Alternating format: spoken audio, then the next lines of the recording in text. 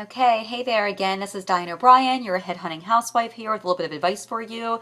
I just left a clip off of some of the not to dos on the candidate side, so either the recruiting side or client and candidate. This is for you people out there that are looking for a job, they're trying to get your resumes out there. There's a lot of you out there now. And again, I just gave a don't do, but then I thought about let me do some things or speak about some things that you should do. And just one that first comes to mind. Is that when you are looking to get yourself out there and quickly within social media get noticed, put your accomplishments, on your resume, on your LinkedIn page, referrals from people.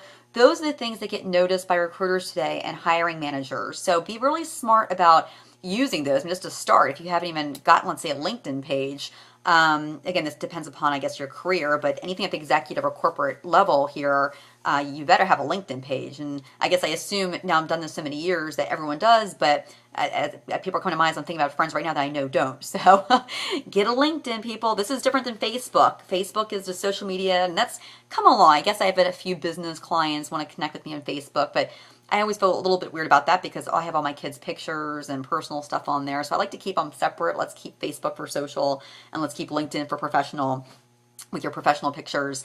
So let me just start, I guess, and back up and say, get the LinkedIn page. And then once you have your LinkedIn, try to get good referrals and, put things that make sense that will attract you or make you look attractive to the recruiter and the client that's out there looking for you.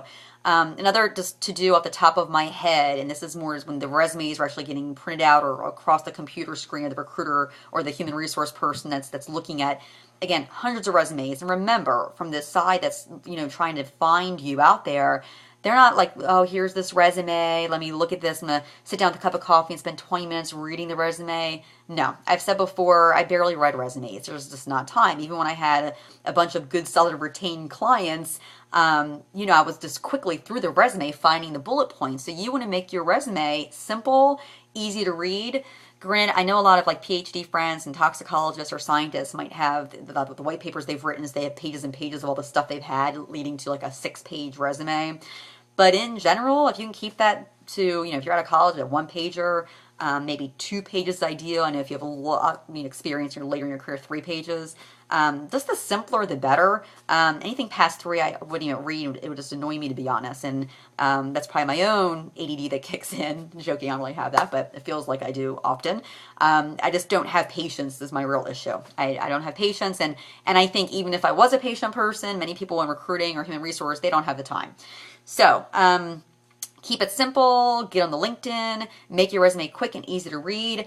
Another just quick tip, have bullet points that really speak, again, to your audience about what you've done and accomplished. Sell yourself well into the actual what you've done, what you've completed, use numbers like I've sold this amount in this year or over exceeded quota by this much, the rookie of the year.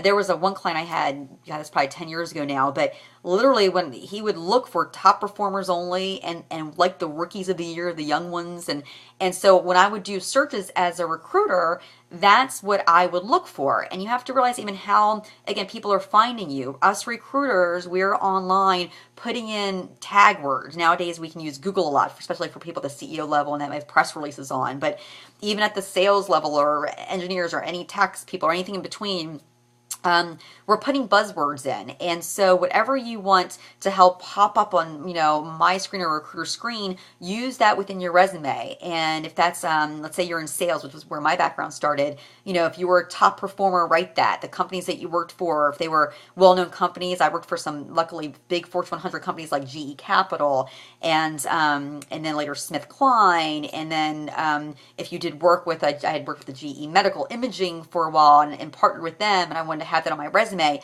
Look to the big names. I mean, small companies are great, and I worked for startups as well. But when you're out there in the field again, no one knows the startups. You could have, done better for the startup than the big company, but get the big company on your background there. That brings me to another thing I want to bring up. I had a couple young people out of college ask me about what to look for as far as small companies or big companies to start their career. And I have some thoughts about that, which I'll leave in my next clip. But I hope this was helpful about some of the things to do, just quick things in your resume or the social media to help get you out there successfully. Good luck.